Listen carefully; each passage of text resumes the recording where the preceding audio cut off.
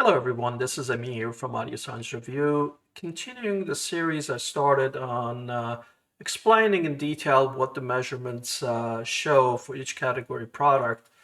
I thought I'd get into power amplifiers. I've been testing a ton of them as of late, and I thought it would be a good next one to do after the speaker measurements that I just did a few days ago. So let's get into that. Hopefully you know what a power amplifier is, or integrated amplifier is. It's a device that you feed it line level inputs, whether it's XLR or RCA inputs, and then the output is obviously speaker terminals, binding posts. Sometimes there's terminology confusion. People are into headphones. They hear the word amplifier and they think headphone amplifier.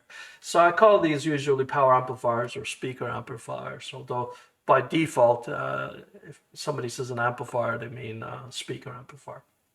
So I'm going to walk us through a recent review that I did and explain what each one of the measurements show.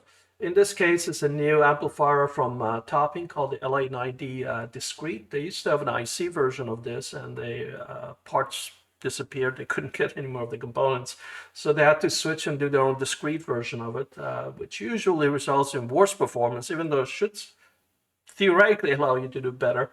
A lot of companies that do discrete implementations, unfortunately, they go backwards. Anyway, this is a compact desktop size amplifier.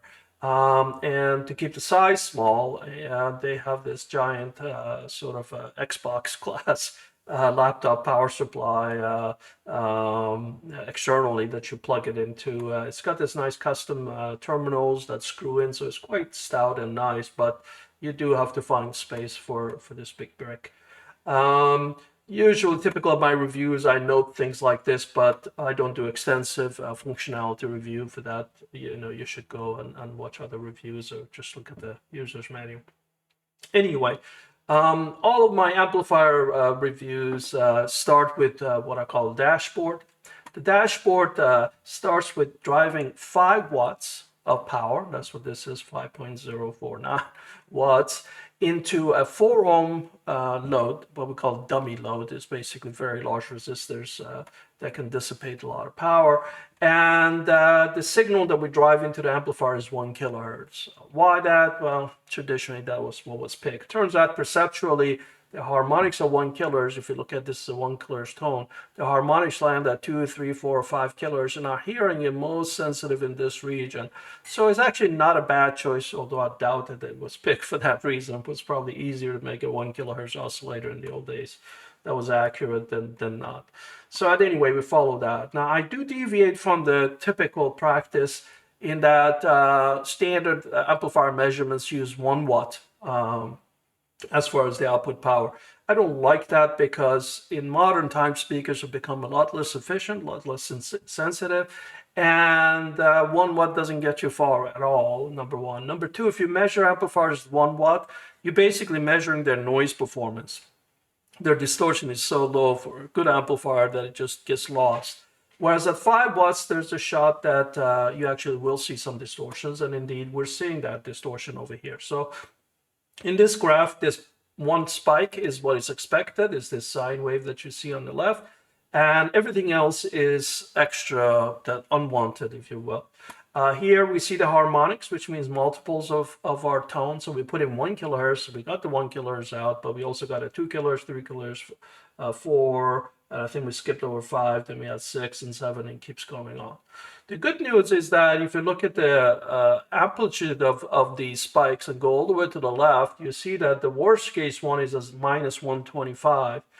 Threshold of hearing is around minus 115. So even if this tone wasn't here and all we heard was a distortion, which is not going to happen, but stay with me, these distortions would be provably inaudible and for 5 watts.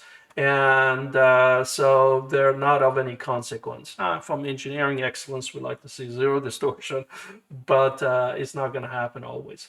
So these distortion spikes are, we see them. Our instrumentation is quite a bit more sensitive than our hearing, and but we know and we can prove that they're 100% inaudible in here. There's a little bit of power supply noise here at 60 hertz. We're in 60 hertz country in the US. and that's at minus 145, which is just crazy low and not anything to worry about. And by the way, sometimes this is an instrumentation issue. With real speakers, you won't see it. So this is where my eye always goes when I first start this dashboard. I look at this called the fast Fourier transform. It's basically, if you take this sine wave and decomposed it, you get one giant sine wave like this, which is what you see, but also little sine waves are mixed up with it, which you cannot see in this oscilloscope type of display. So you must decompose this into its components to be able to see the contributions from power supply noise and so forth. If we take all these distortions and add it to the noise, and this is not the true noise floor, the true noise floor is about 35 dB higher. But if we took that, the exact correct value of it, and add up the energy of all of this, and took a ratio of that relative to our signal, and consider our signal 0, we can compute what is called THD plus N. So what is the ratio of all this bad and unwanted stuff to the signal that we do want, which is 1 kilohertz. And you get this crazy small number with, percentage, which is called THD plus N ratio, which you're never going to know or remember, and it's just terrible value to look at. Fortunately, we can take a log of that and change the sign, and we get a number in decibels, and that number lands around 120 dB. So what does 120 dB means? It means the sum energy of the noise and distortion is at 120 decibels lower. I mentioned that 1 is 115. We're in full transparency, so this amplifier is 100% transparent to the source as far as your hearing is concerned.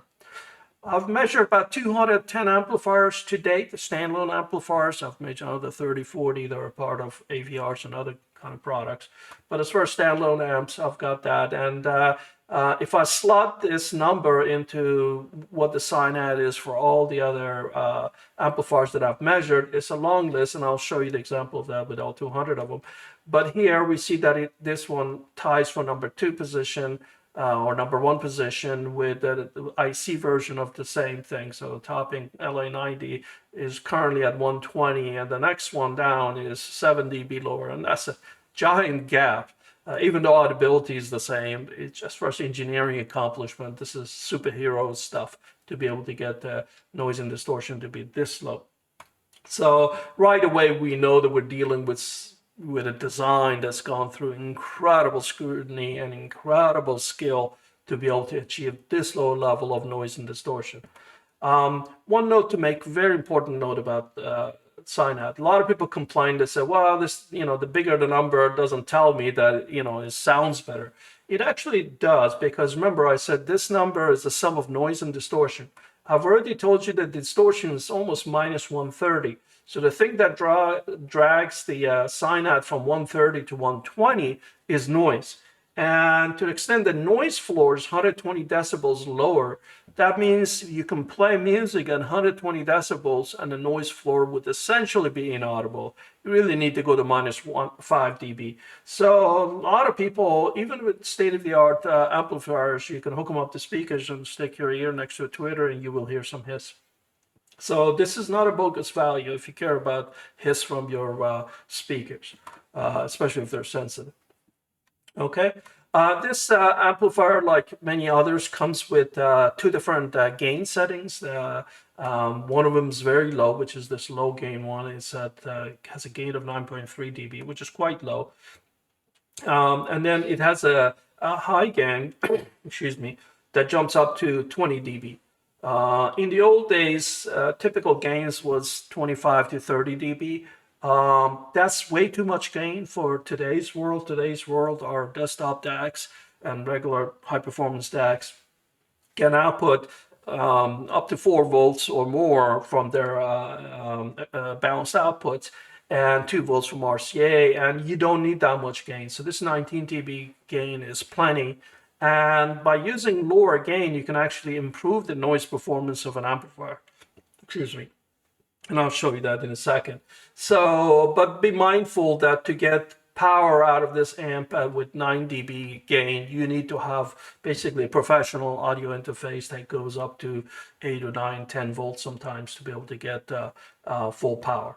Unfortunately, there's no standardization in amplifiers. Every company picks a different number for gain, and it's a bit of a crapshoot how you can drive them. on this thing. But if the performance is good at high gain, then go ahead and use that, and just about every source can drive. Okay, so I then measured just the noise performance. Here the noise and distortion were mixed up together, but we can parse that out. And first at 5 watts, we see that it's got 125 dBs dynamic range. So that means you can again play at 120, 125 dB, which is reference live concert level loudness, and your noise floor would be at 0 dB. So very, very, very quiet. And that's only at 5 watts of playback. If you let the amplifier go its full power, it now reaches 137 dB. That's equivalent to 23 bits of resolution or dynamic range. And that's just incredible. This power amplifier is acting like a DAC would, which outputs very low power. So this kind of performance is just insanely good. But note what I put in here, that you need 6.3 volts in low gain to get maximum power. So typical DACs, again, to stop at 4 volts or 5 volts. So to get the max power out of this thing in low gain mode, you need to have 6.3 volts of output. Fortunately, you can switch to the high gain mode, and if you did that in high gain mode, now you only need 2 volts to get maximum power, which every balanced output more or less can generate. But high gain costs you some noise penalty. We see that we dropped 5 dB.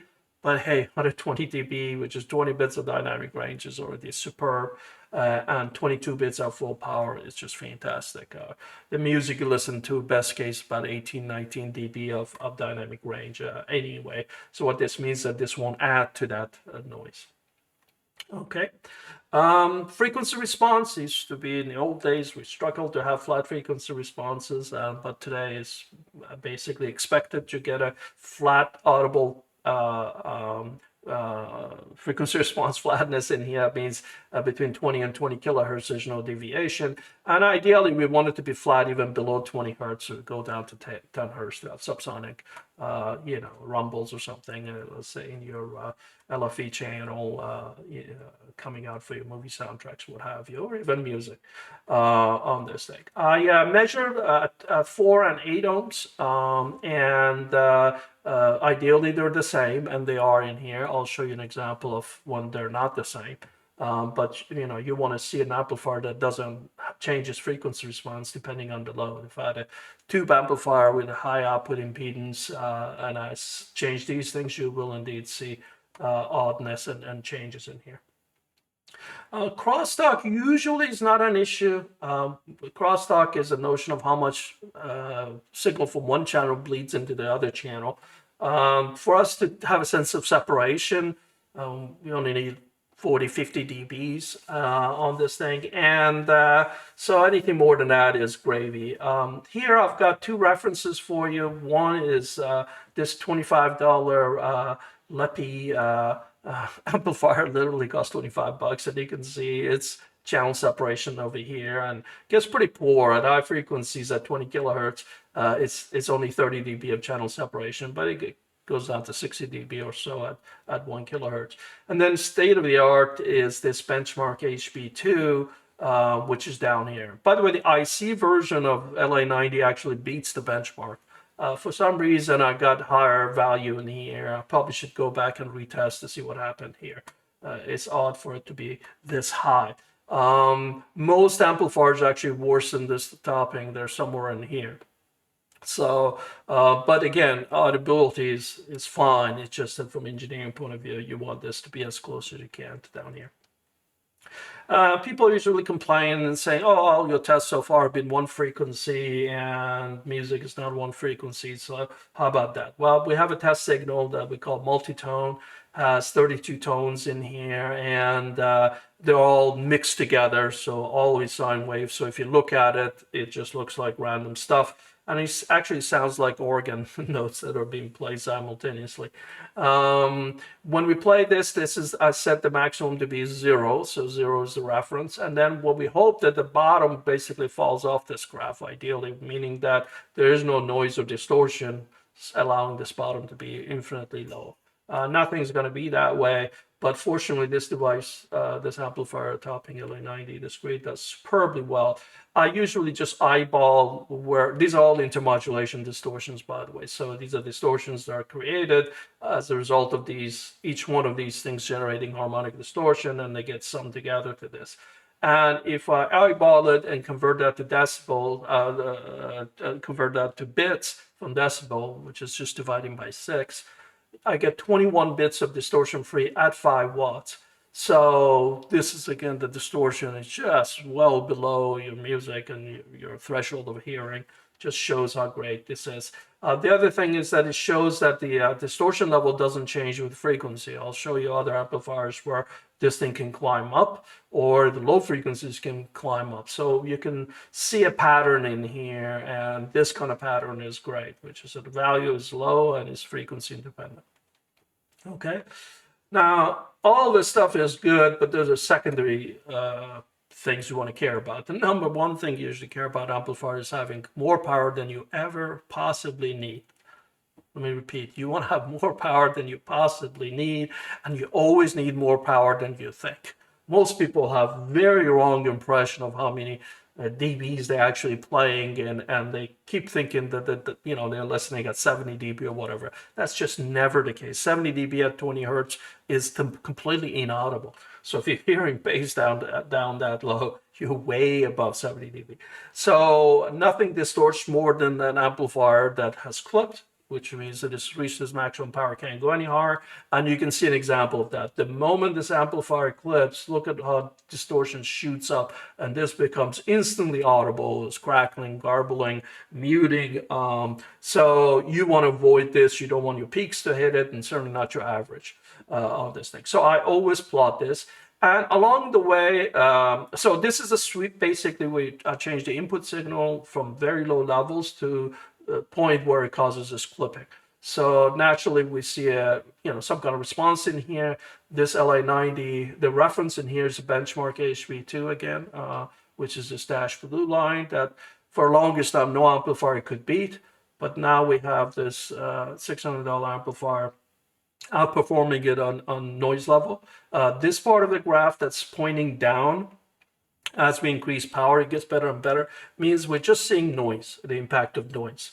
Until the graph starts to point back up, that's when we know that distortion is starting to take over.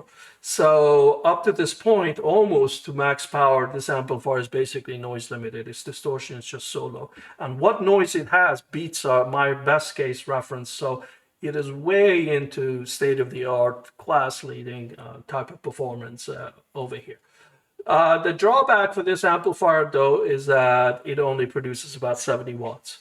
So the benchmark, on the other hand, produces 163 watts. So 70 watts is not a lot of power. I'll show later on that you can bridge this amplifier and get more power out of it. But here you're getting incredible accuracy. But this is not a powerhouse type of amplifier. It's medium level of power, if that. Now, where I put this cursor in here, it sort of approximates these measurements jump from point to point in here. Doesn't have infinite resolution. So sometimes this point is not very accurate. And at any rate, this point in this amplifier may be way down here, way up here. For example, here we see that the benchmark was a little bit lower distortion. Another amp may have a curve that's up here. So it becomes rather unfair to compare where the clipping occurs. For that, I've created a standardized test where I measure how much power we get into the same condition. This is 4 ohm, by the way, 4 ohm low, and 1 kilohertz. But we measure how much power we get until we hit 1% total harmonic distortion. And where did 1% come from? I picked it as a probably reasonable value that's inaudible to many people. It won't be inaudible for everybody, but I sort of picked as a reasonable value that maybe your peaks can hit it and be okay. But by measuring every amplifier at 1% now, this number is comparable to other amps. So you can take this number, and if another amp puts out 150 watts, then great, that amplifier's got more power. The amplifier specs are a nightmare in this area. Every one of them's got made up power numbers. So you want to ignore anything that the manufacturers tell you. unless they show you this graph or this, what they're telling you is completely bogus. And some of them get crazy bogus. You can buy a $300 amp that advertises 6,000 watts. So don't go by those things. We must measure. If we don't measure, you don't know what you have in an amplifier. You absolutely do not. So we got to do this. Now, some people say, well, that you're measuring an amplifier with a continuous tone. Music has dynamics in it, and bass note comes and goes boom, and it goes away, maybe lasts 20-30 milliseconds. Maybe the amplifier produces more power if you let it do that. Indeed, amplifiers have a power supply with a reservoir capacitor that for short duration is able to produce more power than it can continuously. So I have designed a second test that complies with this standard called CE 2006 490A. It was designed to try to corral the car amplifier guys who go nuts with these specs. And it is a burst sine wave, so it goes up and comes back down. And, it complies with the specification. Go look that up. But I picked 1% again for consistency with this number. So, and we can see that short term, this amplifier can produce 93 watts versus 86 watts in more continuous power. Not a whole lot of headroom. You will see a lot more headroom when I measure 2 channels out of a, let's say, 9-channel audio-video receiver. They'll have a giant power supply designed to power many amplifier channels, but if you're just measuring 2 channels, you're able to get a lot more headroom out of them. So oftentimes you can get 20-30% headroom out of those things. More headroom is better because that means you won't hit that clipping point as easily. So that was 4 ohm.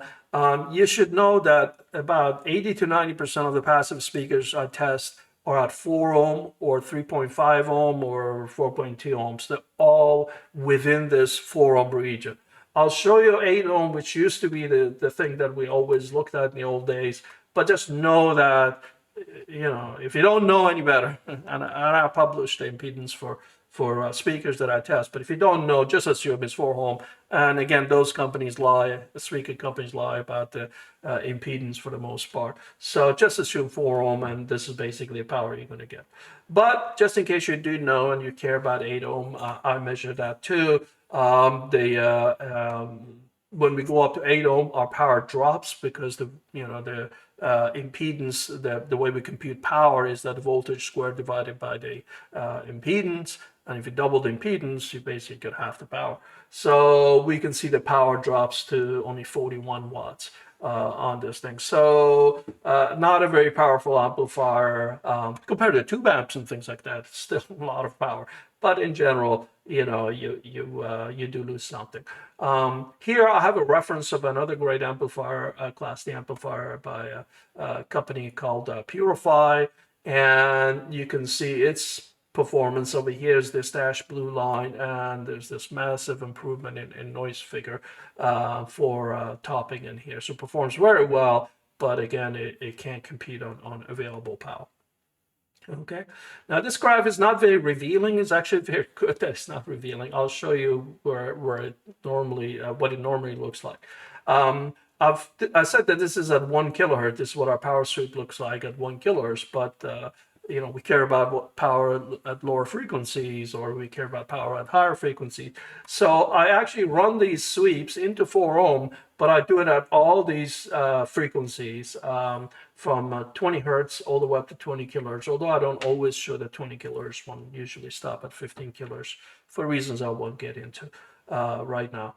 And ideal amplifier would have all the lines on top of each other, and indeed that's exactly what we see in here. Basically, this amplifier does not care what frequencies you tell to play, except when you get down to 20 hertz, you lose power, and this happens with every amplifier that I test. So all at higher frequencies, it actually has more power than at 20 hertz. 20 hertz, the sine wave moves so slowly that it sucks all the juice out of the output the power supply capacitors, so it winds up clipping sooner. And so a lot of times people say, low power amplifier is good enough. I don't need more than 50 watts. Well, yeah, 50 watts, remember, that's at 1 kilohertz. What does it give you at 20 hertz or 30 hertz or 40 hertz? It may be half of that on that. So you got to be careful when looking at that. This is a more recent test that I've added. I think it's a useful thing to run, which is what happens if you turn the amplifier on and what happens when you shut it off? Does it make any kind of noise? And I started to measure that. So what I do is that I start with the amplifier off and I start recording it. So ignore this time thing. It's basically a running measurement of what am I seeing out of an amplifier as just as if you hooked up a voltmeter to it. So when it's off, it's got this very low 2 microvolts of noise coming out of it. At this point, I've turned on the power button, and indeed it creates a glitch. The glitch, though, is not even 1 millivolts over here. So this is probably not audible on this thing. Now, you could have an ultra-sensitive speaker and it could make it audible, but anything less than a millivolt likely not audible. So, but after the glitch is done, it goes back to its idle level noise. And so I let it run, and then I power it off. And the power off, it actually generates a larger pop. And now it gets up to 3 or 4 millivolts. And that may be audible in some speakers, you know, and not on others. I've measured others that are much worse than this. And then once it shuts off, it goes down to, you know, where it started. So if you care about that, you know, some people are quite annoyed with the pops that they hear when they turn on and off. So amplifiers are really bad in that regard and worry about even damaging their tweeters. You know, you want to pay attention to this on this thing. The other test I run with amplifiers is that I don't just turn them on and measure them. I let them warm up and stabilize. On this amplifier, I got an odd response in that one channel was stable as a rock, it didn't care, but the other channel actually was a little unhappy and then became happy after about 40-50 seconds. This tells you whether leaving an amplifier on will do you any good. I'd say 50% of the time I find that the performance gets worse as the amplifier warms up, not better. So a lot of people think, oh, it's like my car engine needs to warm up. Like, no, it depends on the design parameters. Sometimes when components get hotter, their noise level goes up, and they don't always behave that way. But this is an exceptionally well-engineered amplifier and becomes stable, like I said, instantly in one channel. The other one took a little bit of time. Maybe other samples won't do that. So extremely good. But, you know, you want to be anal about it, leave it on for a minute, and you'll get the best performance on this. Not all amplifiers allow bridging, but this one does. I went through the work of measuring that also. Doubles my workload. So we're up to 5 watts again. And here SINAD is basically not impacted. The distortion profile changes on this thing. And the good news here is that we now get a ton of power. Look at this, we now get quadruple the amount of power and actually beat the benchmark HP2 both in power now and noise and distortion, which is just remarkable considering that this is a little desktop amp and doesn't weigh a ton.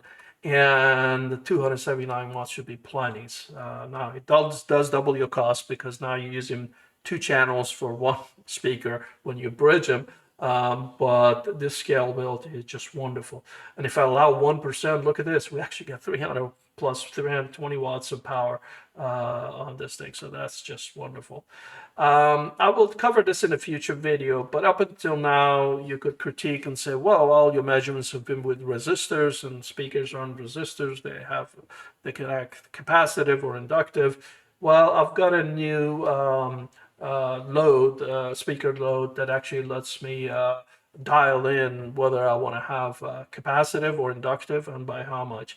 And here you can see that I've run that at 8 ohm, at 4 ohm. The protection circuit on the amplifier was shut down, and because of the limitation in the software, I couldn't test it at 4 ohm. It wasn't the fault of the amplifier, but it just wasn't compatible with this kind of load testing. But good news that at 8 ohm, it did not care at all. I could make it fully inductive and fully capacitive, and it just didn't care. And you know, it ran fine. The load also can go all the way down to 1 ohm. So I did select 2 ohm, and at 2 ohm, the amplifier quickly shut off. So it didn't, you know, it doesn't support 2 ohms. But the good news is that when I'm running this test, it's really, really pushing the amplifier hard. it keeps switching it to clipping point multiple times to try to ascertain the maximum amount of power that it can produce, and with capacitive and inductive loads. So if the amplifier is going to oscillate and things like that and kill itself, probably going to do that in this test. Now, it's not a full-blown reliability test, but it does stress the amplifier, and the amplifier got pretty warm when I was subjecting it to this test. Okay, so this is what a state-of-the-art amplifier looks like as far as measurements and so forth. It's sort of mid-level in pricing. It's $800 for 2 channels, and if you want to use it in bridge mode, you wind up at $1,600. So now let's go lower in price and see what we get when we go lower in price. For that, we have Fosi Audio's BT20A Pro amplifier. Company sent this to me for testing. It's a little guy, costs $100, although they have a $20 discount for ASR members right now, so you can get it for $80. And comes with a 32-volt external power supply, or you can get a 48-volt one, which was my favorite. That costs you an extra $40 to get. And you can see the size of the power supply. They're much bigger than the amplifier itself. The amp itself is tiny. And there are a lot of these amps on Amazon, AliExpress, and so forth. But what distinguishes this amp is that they listen to us, or me and others, complaining that whenever these things have tone controls, you set them in the middle, they don't generate flat response. You have no idea what the frequency response of the amplifier is, and it's never flat because the pots that they use for these things are not calibrated. This company actually worked hard to make sure if you set these things to the center detent, it actually produces a flat frequency response, which is quite nice. And so I was happy to see that. So we go ahead and run our dashboard again. And again, remember, we have 1 kilohertz tone in here. And look at what happened to the noise floor now. Instead of being way down here and buried at the bottom, now we've got a lot higher noise in here. We have some unknown spikes in here. I don't know what the causes for these things are. Then we have a dominant third harmonic in here, and not much else in here. The third harmonic is now at minus 90, whereas before with the other amplifier we're at minus 125, so quite a bit higher. But again, remember, it's only spending $100 for this amplifier. The gain is 29 dB. I explained a lot of amplifiers have higher gains, and THX has a standard for amplifier gain is 29 dB. So whenever I have a choice, in this case I had a volume control, I set it to 29 dB. You could argue that since the other amps are now at lower gain, that maybe you get a little bit better performance if I set them lower. And it would be valid, but I don't know how to solve this problem where every amplifier has a different gain setting. Okay, so this is with a 48-volt power supply. In this case, I had to repeat every test, then plug in 32-volt power supply. And luckily, the SINAD did not change at all. Now, look at where this little guy, for $100, look at where it landed. The median is somewhere in here.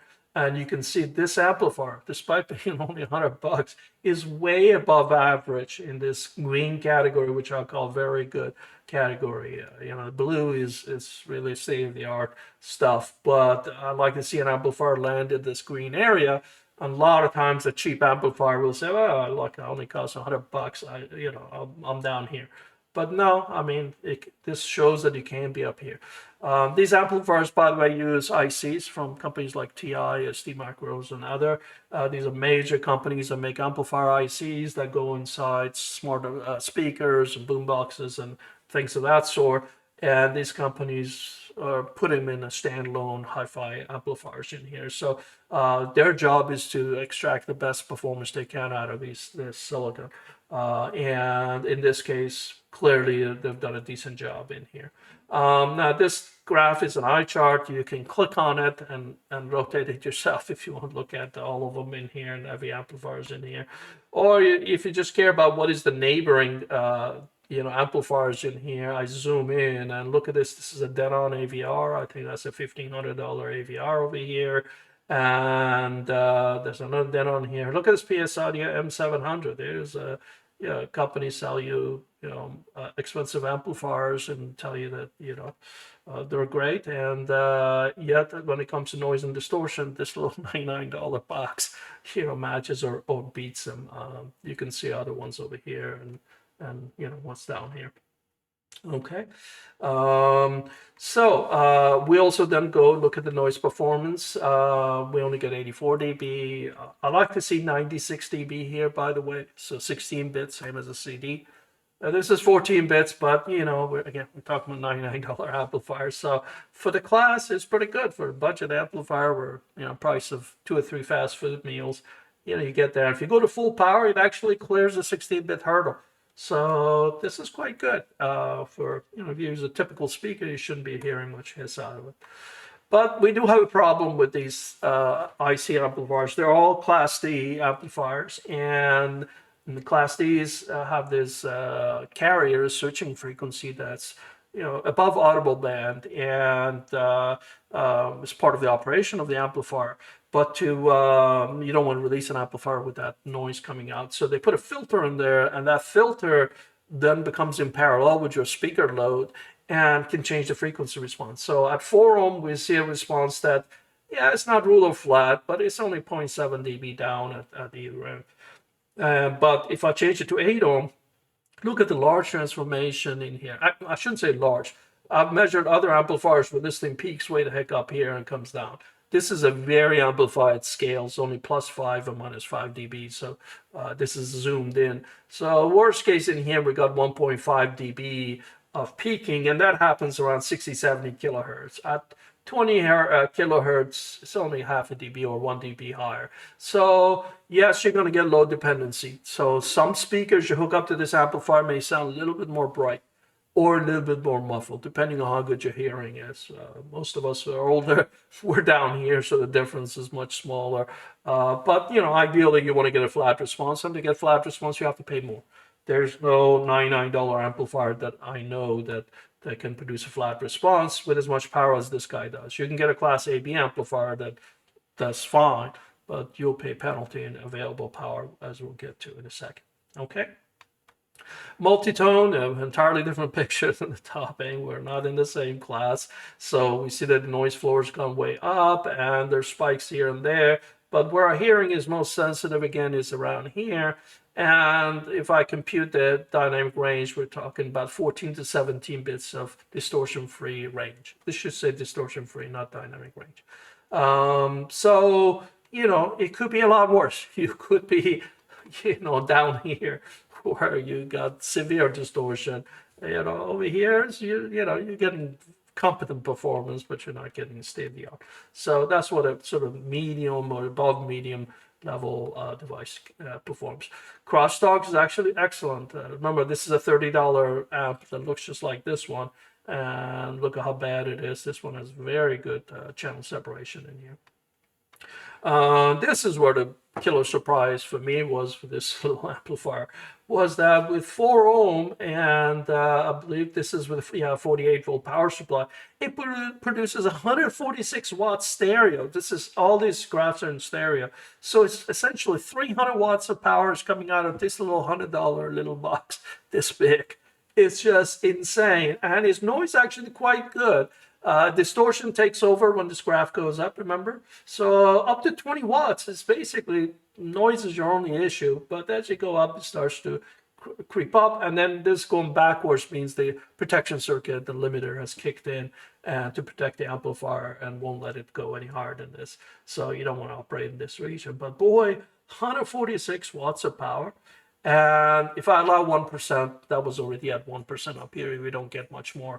But look at the burst power. Burst power is 180 watts per channel. Now we got talking 360 watts total in stereo coming out of this little box. Well, yeah, you got a 48 volt brick power supply.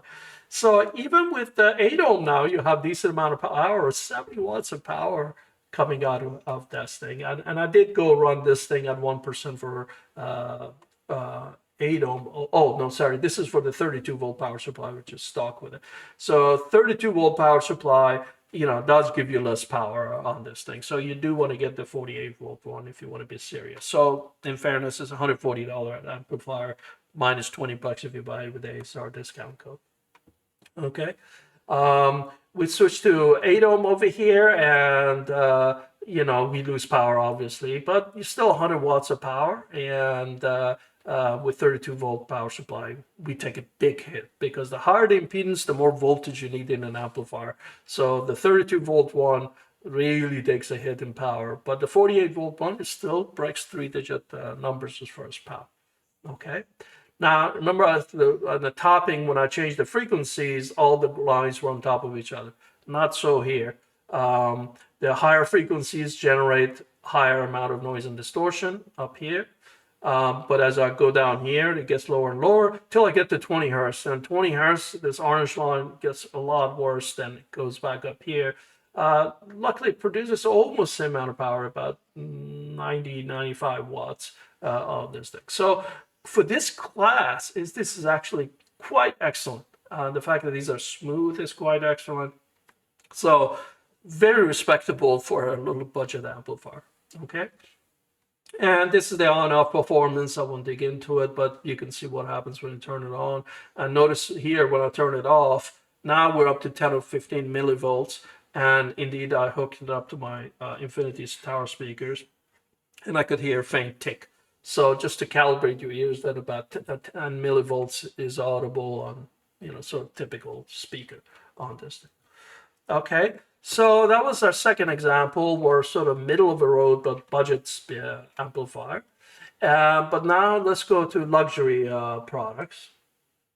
And here we have a beautiful Luxman amplifier, the SQ-N150. Tube amplifier, beautiful VU meters, small but nice. It costs $3,300, so a lot more expensive on this thing. I won't bore you with the details in here. They even are nice to show a block diagram and rough schematic in here, and so if you're a tube guy, you can dig into that. So let's look at our dashboard again. Boy, is the picture different now. We're still at the same 5 watts, and we've got the 26 dB of gain. But look at what happens. First of all, we have all this power supply noise. You know, there's no reason to have this much power supply noise at just 5 watts. All of this with good design should be suppressed down to nothing. Just because you have tubes doesn't mean you can have all this power supply noise. Yes, there are some tube designs that generate this, but you want to avoid that. I don't care who you are. You can't make a case to me that listening power supply noise and harmonics is a good thing and makes the amplifier more musical. It's just not going to do that. And the notion that harmonic distortion out of tube amplifiers is usually just second harmonic and therefore that's more pleasing and doesn't have higher order ones. Well, this one has higher order ones too. It's got one at 3 kilohertz and then a bunch more that go on to infinity over here. So very bad showing. So we combine the noise and distortion together, and our SINAD drops to effectively 48 dB, and look at where it lands. That's the second worst amplifier I've ever measured as far as noise plus distortion. So we had a $100 amplifier here, and now we got a $4,000 amplifier landing way down here. The dynamic range actually surprisingly wasn't as bad as I thought it was going to be, about 85, 86 dB. I've measured worse, so this is not bad, but obviously, you know, you want state of the art at these kinds of money. Frequency response is not flat. It's got some kinks in it, but luckily within audible band it's more or less flat. So from that point of view, it's good. What's not so good is the crosstalk. Look at what the crosstalk looks like. Usually crosstalk gets worse at higher frequencies because of stray capacitance causes higher frequencies to couple between the channels more than lower frequencies. This one actually has constant amount of bleeding from one channel to the other. That tells me that there's basically a direct path between the left and right channel. It's just broken. This should not happen.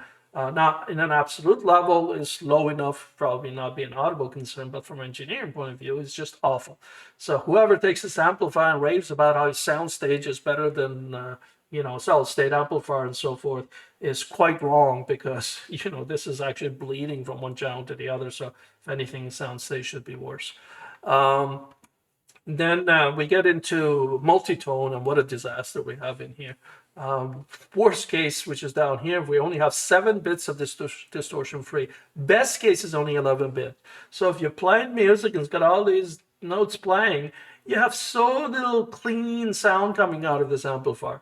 All this is masking and destroying the low-level detail in your music. All the music detail in here is just stepped on, stomped on by harmonic distortion and intermodulation. So again, somebody waxes poetic about this amplifier being so musical, and they can hear all the details. They can hear as if the singer is right in the room with them. No, you're not here doing any of that, because look at how much intermodulation noise this thing's generating. And the more tones you have, which music has thousands and thousands, or close to infinite, then the worse this gets. So definitely not a case of goodness in there. Now, bad news continues. Look at the graph now. We have low noise dominated up to maybe 1/5 of a watt. Starting at 1/5 of the watt, we haven't even gone to 1 watt, distortion starts to take over. And typical of these kind of tube amps and low feedback amps, distortion gradually rises, but it starts so early. But by the time we get to max power, we're way up here in distortion. And we only got 12 watts of power out of this thing. 12 watts. I mean, that's like candlelight level power as far as I'm concerned. I don't know what kind of speaker you have to drive. They only need 12 watts. And then at 12 watts, you got all this distortion you're pumping in. Clean power is less than half a watt. I mean, that's what, and even that's not clean. Look at how high this is relative to our referencing. On this thing, 8 ohm, sorry, this is 4 ohm. That was 8 ohm, and this is 4 ohm, and same bad picture in there. So now we got only 10 watts of power. Allowing for more distortion doesn't help you. It actually penalizes you, because those graphs actually more than 1% harmonic distortion. So only got 11 to 12 watts. You got this giant big chassis. It looks beautiful, but for what it's supposed to do, it can't do. And look at what it's doing now. It linearly increases distortion with frequency, goes up. They're smooth, which I guess you could say is good, but they're so high, these lines need to be way down here, not way up here. And look at what it does at 20 hertz. It's definitely not happy driving low frequencies at all. And so, you're raving about the bass there. I don't know what to tell you. I won't get into the phono stage. We'll do another video on that. There's a headphone amplifier, and I'm not going to talk about that either. I do, whenever I see something this bad, I do perform listening tests. And in this case, I just not having enough power was just so apparent to me that you just turn up the volume, and as I noted here, you actually literally it starts to crackle on this thing. But if you lower the volume, it just sounds awful on this thing. And I did an A/B comparison to make sure it's not me, and I put a Topping PA5 in there as a replacement. And the boominess I was hearing, I was no longer hearing it, which tells me that the frequency response of the amplifier had modified based on the actual speaker load that I was connecting to it, or the harmonic distortion out of that 20 hertz, this poor performance here of 20 hertz, was causing more room modes to be activated. So to me, it just sounded horrible. You basically had very little volume, was kind of okay, but anything more than that, it was just a disaster. Yes, if you have a more sensitive speaker and you don't play as loud, maybe it's okay, but I certainly heard no magic. There was no tube magic to me or anything like that. Now, you're welcome to ignore my subjective remarks, but I'll put them in there for people. So, well, you're just measuring and didn't listen. Well, I do listen when, distortion is so high that it's good to qualify them in this case. So, no recommendation, obviously, on this thing. So, another long video, 49 minutes. I apologize for that, but hopefully with these examples, you got a good feel for how powerful measurements are again, how nicely we can quantify how noisy a speaker is, how transparent it is, what its tonality is, how much power it has. And and this information you cannot get out of manufacturers, unfortunately. Even the ones that give you a spec is sparse. You don't even know how this stuff was measured. Anybody ever complains, by the way, is saying, oh, your measurements are wrong, here's my data. Ask him for graphs. One number means nothing. What if I just told you this amplifier produces 12 watts? That tells you nothing, until you look at this graph and say, whoa, forget about the 12 watts. Distortion started at half a watt. This is super important to see. So, you want to see this kind of measurement. So manufacturer says, nah, those ASR measurements are not accurate. Here's my number. I've got 0.01% distortion. It's like, what does that mean? That doesn't mean anything. What are the conditions in here? And you want to get the conditions of the test. And that's what determines then, what the value would mean. And you really want to see the full sweeps at many different data points in here. It's not just one number. A lot of people say, oh, you go all about just SINAD. Like, no, that was start of the story. But even that wasn't the start. The start was this picture. First my eye goes in here and says, all right, what are we producing that we don't want? All this junk we were producing we don't want. So yes, that translates into SINAD, but then we went on and on and on and on and on and on, and we keep looking at the amplifier from a different vector, different test conditions, and at the end a picture pops out, and a picture that pops out of this amplifier is that it has no redeeming quality as far as audio performance. It's gorgeous to look at, and if looking at it and is important, which it is to me, by the way, then you're golden. This is a gorgeous amplifier, much prettier than the other two amps that I showed you. But the moment I hear it, to me, it's like, whoa, I will never turn this thing up. Okay. All right, so we'll continue on to cover the other categories in future videos. Thanks for being patient and listening to my long presentation. Okay, bye-bye.